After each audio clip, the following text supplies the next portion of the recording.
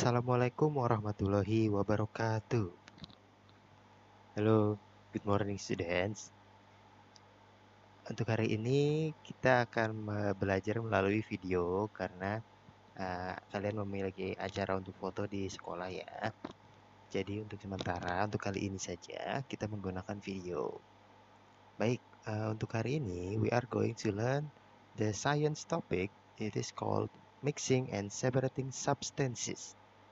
Nah, sebelum masuk ke pembelajaran, mari kita bersama-sama membaca basmalah. Bismillahirrohmanirrohim. Baik, mixing and separating substances. Nah, untuk pembelajaran yang lalu, kita kan pernah mempelajari tentang reversible and irreversible changes. Maksudnya adalah zat-zat yang bisa berubah dan kembali, dan zat-zat yang berubah namun tidak bisa dikembalikan. Nah, masih menyambung dengan topik tersebut, mixing and separating substances maksudnya adalah menggabungkan dan memisahkan zat-zat. Nah, contohnya minggu lalu kan saya memberikan contoh Coca-Cola dengan Mentos ya. Nah, itu yang kita sebut dengan mixing. Mereka mencampur sehingga menjadi zat baru. Nah, untuk lebih jelasnya kita masuk saja yuk. Let's go. Nah, begini adalah pembahasan pertamanya. Mixture. Kita perhatikan di sini ada keywords. Keywordsnya mixture, sieves, and magnetic. Nah, ini adalah topik-topik yang akan kita bahas. Mixture dulu pertama ya. Mixture apa sih? A mixture, it contains two or more substances. Jadi mixture adalah gabungan dari dua atau lebih zat-zat substances that are not joined together. Nah, yang tidak bergabung. Maksudnya apa sih? Gabungan tapi yang tidak bergabung. Contohnya adalah kalian memasukkan gula dengan garam ke dalam suatu gelas atau mangkok kecil. Nah, gula dan garam itu tidak bereaksi satu sama lain. Sama-sama di dalam itu, walaupun mereka menjadi satu, berkumpul menjadi satu, teraduk rata, mereka tidak bereaksi dan tidak bergabung. Nah, mereka tetap masing-masing ada gula, ada garam, walaupun di satu tempat. That's what we call a mixture. Mixture contains two or more substances that are not joined together, which do not react, nah yang tidak bereaksi, to form any new substances. Yang tidak bereaksi membentuk zat lainnya, yang gula dan garam gak bakal bergabung dong. Kecuali ada tambahan satu lagi, yaitu air. Tapi kan di sini kita membahasnya gula dan garamnya saja. Mixture can be formed by combining solids, liquids, and gases, or any combination of these. Nah, mixture itu bisa terbuat dari solid, liquid, atau gas. Pokoknya kombinasi dari ketiga ini. Solid pieces of one substance can mix with solid pieces of another substance. Satu benda padat, satu zat padat, bisa bergabung dengan benda padat dari zat lainnya. Tadi balik lagi, gula dan garam, benda padat semua dong. Kan memiliki bentuk yang padat itu kan, gula dan garam.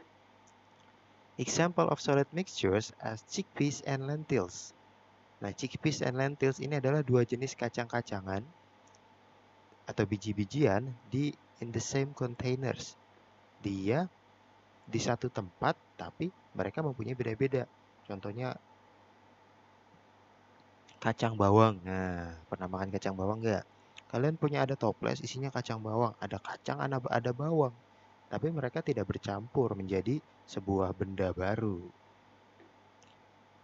Next, a jar of mixed herbs. Nah, a jar of mixed herbs. Herbs ini adalah, herbs itu bahasa Indonesianya adalah tanaman obat-obatan. Herbs. H-nya nggak dibaca ya. Herbs adalah tanaman obat-obatan. Jadi kan kalau misalkan kita menggunakan tanaman tradisional atau obat-obatan tradisional, itu kan kita mencampurkan tanaman ini, tanaman itu, dan tanaman berikutnya. Tapi mereka tidak bereaksi, tetap itu ada di dalam tanaman-tanamannya. Mereka tidak bergabung menjadi satu, lalu mengeluarkan asap atau mengeluarkan api, tidak ada reaksi apapun. Yaitu tanamannya yaitu itu saja. Cuma mereka dipotong kecil-kecil menjadi halus. Lalu contoh berikutnya, and a handful of different types of sweet. A handful, setangan, satu tangan. Different types of sweet, itu maksudnya adalah sweets ini adalah permen atau manisan. Nah, permen kan banyak tuh. Nah, permen ada permen Kiss, ada permen Mentos, ada permen Yupi. Itu misalkan kalian gabungkan di dalam satu tangan, tetap mereka zatnya berbeda-beda. Halnya nama bendanya masih berbeda-beda. Nah, that's what we call mixture. Nah, di sini ada latihan. Bagaimana cara menjawabnya nanti di akhir saya jelaskan. Saya menjelaskan pertanyaannya dulu ya. Give some example of solid mixtures. Nah, pokoknya ditugaskan memberi contoh satu atau beberapa contoh dari campuran benda padat, solid mixture. Seperti yang tadi saya bilang, ada gula garam, lalu di situ ada biji-bijian, ada herbs, ada sweets. Nah, kira-kira campuran benda padat ada apa lagi ya di sekitar kita? Next one. Because the pieces of mixture are not joined together, nah karena mereka tidak bergabung, biasanya we can usually separate them. Biasanya bisa dipisahkan lagi. Dengan cara apa ya dipisahkannya?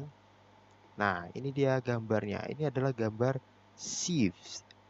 Sieve. Satuannya sieve ya. Karena ini banyak menjadi sieves. Sieves is useful for separating mixture of different size pieces. Nah, cara memisahkan gula dengan garam. Contoh tadi contoh awal kita ya, gula dengan garam adalah dengan membedakan ukurannya. Garam tuh lebih kecil, jauh lebih kecil daripada gula. Ibaratkan pasir dengan batu-batuan kerikil kan ukurannya berbeda. For example, if you drop too many raisins, nah di sini contohnya raisins. Raisin itu adalah kismis. Nah, kismis into a bowl of flour and sugar when you were baking. Nah, misalkan kita sedang membaking itu memanggang ya, memasak kue, membuat kue. Kan kalian mengaduk flour, flour itu tepung, and then sugar, and then you accidentally drop too many raisin. Kamu memasukkan tadi raisinnya terlalu banyak. Nah, raisin tersebut gimana sih kamu mau ngambilnya? Apakah satu-satu? Nah, kalau terlalu banyak kan capek satu-satu. Yaitu, nah caranya dengan menggunakan sieves ini. Sieves ini kita tuangkan, maksudnya kita sediakan, lalu adonan tadi yang campuran antara flour, sugar, and raisin kita tuangkan ke dalam sievesnya. Diangkat, maka dia akan menuang. Namun karena ukurannya berbeda, tergantung dengan lubang sievesnya juga ya. Nah, maka kalau ukuran lubangnya lebih besar untuk flour dan sugar, maka flour dan sugarnya akan lewat jatuh ke bawah, melewati jaring-jaringnya di sini. Sedangkan raisins ya, karena ukurannya besar, dia akan menyangkut di situ, tertinggal di situ. Nah, itulah cara memisahkannya dengan sieves. Bunda kalian pasti punya banyak nih benda-benda seperti ini untuk memisahkan makanan-makanan, untuk memisahkan adonan, bumbu-bumbu dapur, dan lainnya. Kita lanjut lagi ya. You could sieve the mixture and the smaller pieces, flour and sugar would pass through the sieve. Nah, yang tadi saya bilang, flour and sugarnya akan lewat.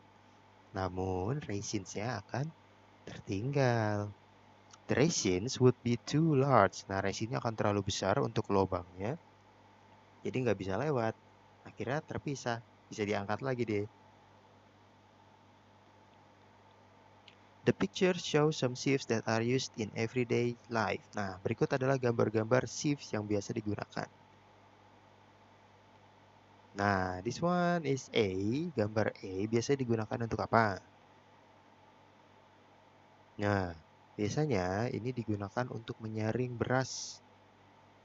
Jadi kalau beras kan bentuknya lonjong-lonjong. Sedangkan kalau beras biasanya kan suka ada batunya atau benda-benda lainnya lah, itu kan batu. Nah, untuk beras ini biasanya bisa digunakan ini. Jadi berasnya tidak lewat karena bentuknya kan lonjong, jadi menyangkut. Lalu juga bisa digunakan untuk benda-benda lainnya seperti apa ya? mie diambil dari kuahnya. Nanti ada nih shifts yang berfungsi khusus untuk mie atau benda-benda goreng-gorengan. Nah, ini khusus untuk biasanya untuk nasi ya, beras atau nasi. Memisahkan dari batu-batuannya, digoyang-goyangkan nanti akan keluar atau bisa juga dari airnya. Next kita lihat. Nah, yang B ini biasanya kalau saya menggunakan adalah untuk menyaring em, bubuk-bubuk dalam teh atau kopi tradisional. Pernah mendengar kopi tubruk, teh tubruk? Nah, shifts ini digunakan untuk menyaring itu. Jadi kalau misalkan kalian mau menuangkan ke gelas dari teko, kan kalau teh tubruk dan kopi tubruk itu belum ada bungkusan spesialnya dari pabriknya. Jadi itu hanya potong-potongan daun atau biji-biji kopi yang dikeringkan. Nah, sebab kita kan tidak boleh makan atau meneguk daun-daun itu atau biji-biji itunya. Nanti kita keselak. Nah, supaya kita tidak meminum itu, disaring dulu pakai ini. Jadi gelas, lalu di atasnya diletakkan sieve B, lalu di sieve B-nya dari kita tuangkan di atasnya menggunakan teh yang telah kita seduh menggunakan teh tubruk tersebut. Setelah dituang, maka dia akan tersaring. Daun-daunannya, batang-batangnya akan tersaring, tapi airnya masih terus lewat. Begitu ya. Next. Nah, yang C ini biasanya digunakan untuk mengambil makanan yang sudah digoreng atau direbus. Kalau mie rebus biasanya bisa. Lalu ada juga kita menggunakan untuk untuk ayam goreng atau gorengan-gorengan lainnya. Jadi diambil langsung dari minyak panas, lalu ditiriskan, diberi tisu. Next, nah ini yang tadi saya bilang ini adalah teh yang sudah modern. Dia sudah memiliki sieve sendiri, penyaring sendiri, filter sendiri. Jadi dia tinggal memasukkan ke dalam air panas, maka airnya akan mencampur ke dalam, tapi serbuk-serbuk tehnya tidak akan keluar. Next, nah yang I ini menurut ukurannya kan lubangnya kecil-kecil tuh, dia jaring yang sangat tipis dan transparan. Nah, bisa kita gunakan di sini untuk menyaring benda-benda seperti tepung. Nah, tepung dengan gula misalkan. Kalian mau mengurangi gulanya seperti kasus yang pertama. Nah, tepung akan bisa lewat dari lubang-lubang tersebut karena tepung itu sangat kecil ya dibandingkan gula. Lalu juga bisa kalau misalkan istilah gardening, ini juga termasuk sieves for gardening. Jadi kalau kalian ingin memisahkan pasir dari batu-batuan atau dari tanah, pasir kan lebih kecil daripada tanah, tanah bongkah-bongkahan tanah ya. Jadi pasirnya bisa lewat dan bongkahan tanahnya tertinggal atau batu-batunya tertinggal. Next, nah yang F ini baru yang bisa jelas untuk gardening lagi. Untuk gardening bisa juga, tapi tidak untuk pasir ya.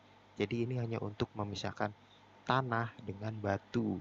Jadi pasir dan tanah akan lewat, tembus ke bawah, sedangkan batunya tertinggal. Sedangkan yang E untuk memisahkan pasir dengan tanah.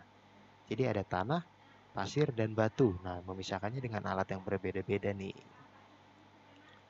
Paham ya? Next, kita lihat. Ada pertanyaan lagi nih.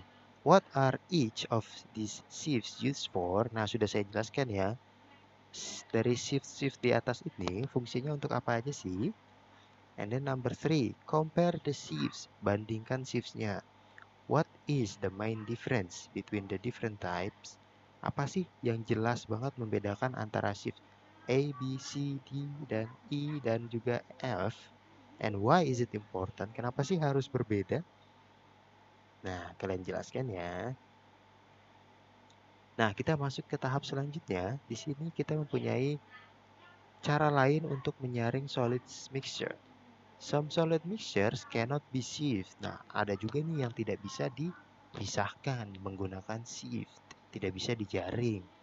Instead, nah, melainkan kita bisa menggunakan magnet.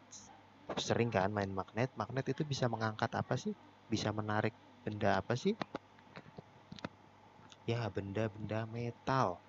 Kalau benda-benda metal bisa ditarik, berarti bisa dipisahkan dari benda-benda yang tidak metal, yang tidak bersifat magnetik. Kita masuk ke penjelasan ya.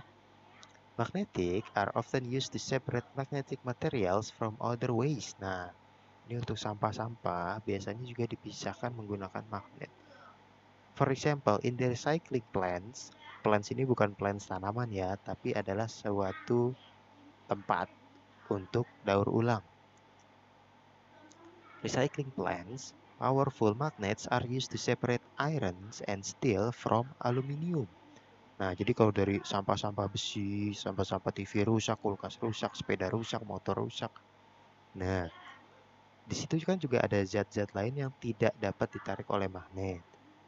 Jadi, kalau kita mau misahkannya tidak perlu satu-satu, tapi kita hanya terus menyalakan magnetnya, maka semua yang bersifat magnetik akan tertarik. Nah, kita lihat number 4. In this picture, iron is being removed from aluminum waste. Why can't the mixture be shifted why can't the mixture be shifted to separate the iron? Nah, itu kan di gambarnya sudah jelas nih. Ini sedang memisahkan iron dengan aluminium. Pertanyaannya, kenapa sih tidak bisa dijaring menggunakan shift? Ayo, kenapa kira-kira? Apakah tidak ada shift yang besar? Apakah karena bentuknya? Nah, dipikirkan ya, nanti kalian jawab. Number 5. Say how you think the iron is removed from the magnet.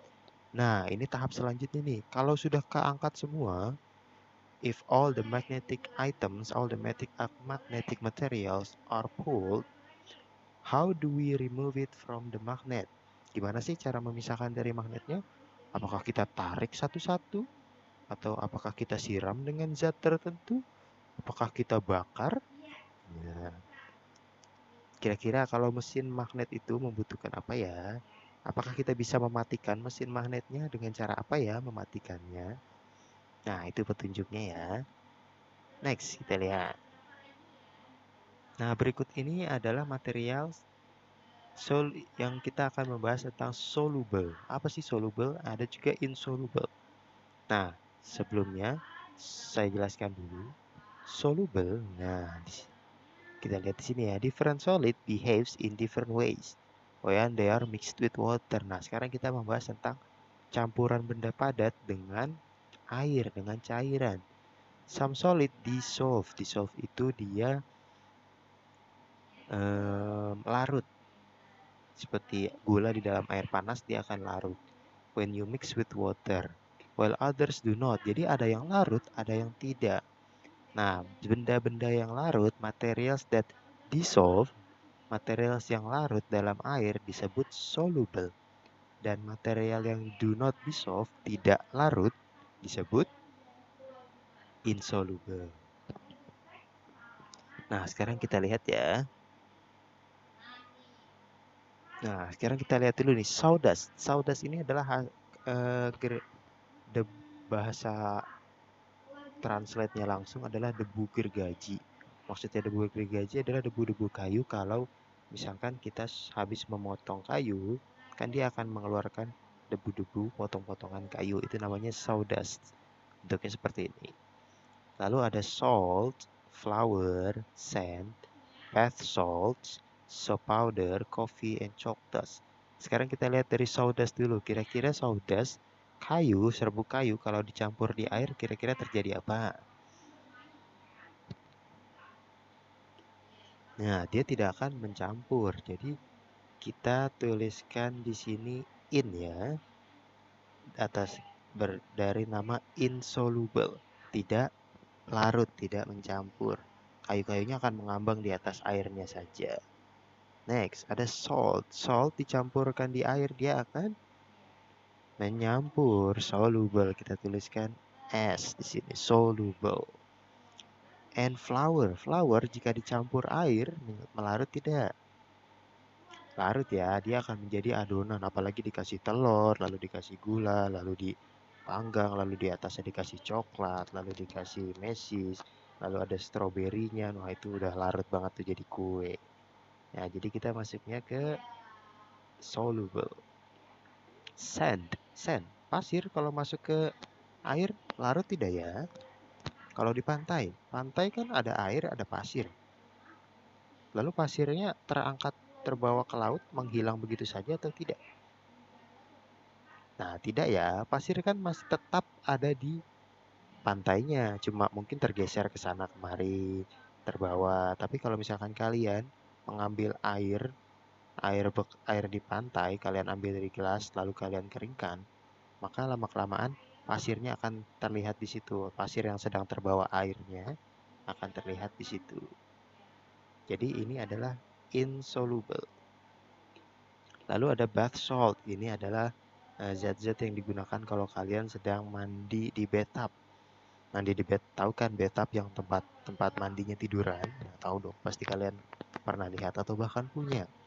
Nah, ada zat-zat yang bisa kita tambahkan di airnya supaya kita mandinya merasa lebih segar, lebih bersih.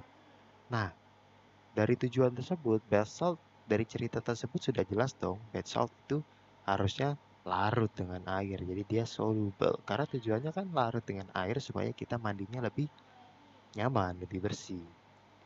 Soap powder, nah ini adalah deterjen atau bubuk sabun-sabunan.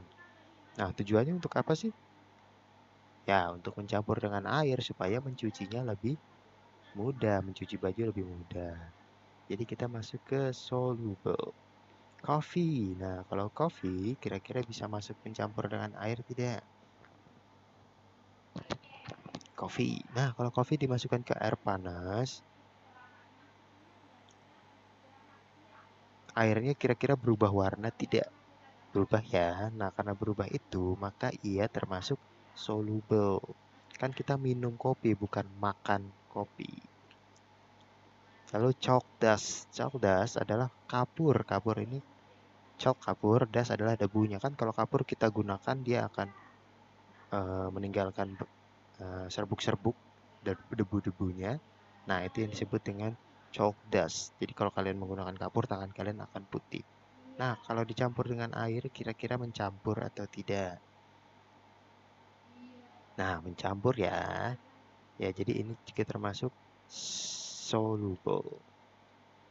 Is that understood? Nah, gini juga ada lagi nih, terakhir.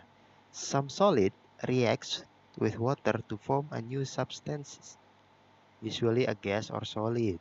When this happens, the change is irreversible. Nah, kembali lagi tuh. And the original substance cannot be recovered from the water. Contohnya di gambar yang sebelah kiri. Ada segelas air dengan sebuah beberapa butir obat yang zatnya ini kalau misalkan dicampurkan ke air dia akan mengeluarkan gas-gas yang insya Allah menyehatkan ya, karena itu obat. Nah, di sini contohnya adalah kalau kalian pernah menyeduh minuman bernama Adem Sari, pernah mendengar tidak? Nah, kalau kalian menyeduhnya, tuangkan ke campur air, dia akan langsung mengeluarkan gas. Sampai-sampai busanya lama-kelamaan menghilang. Nah, itu adalah reaksi percampuran obat dengan air.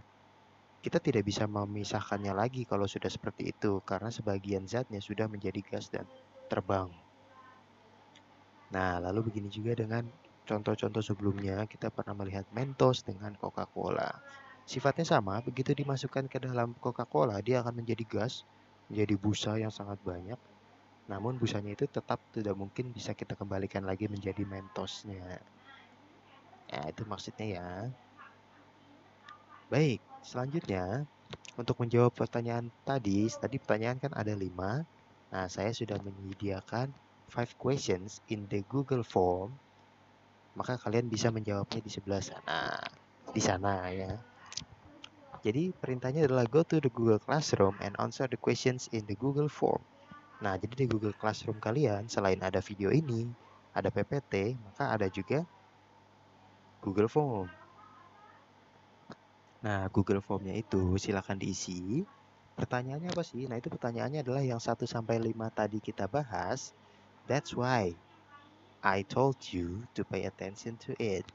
Makanya saya bilang kamu perhatikan karena tadi saya udah ngasih tahu jawabannya semua loh. Jadi kalau kalian bingung silakan ditonton ulang videonya. Jangan lupa di like and subscribe ya, nggak perlu ya. Ini hanya untuk pembelajaran kalian. Baik, selanjutnya saya ucapkan good luck. Thank you. Wassalamualaikum warahmatullahi wabarakatuh.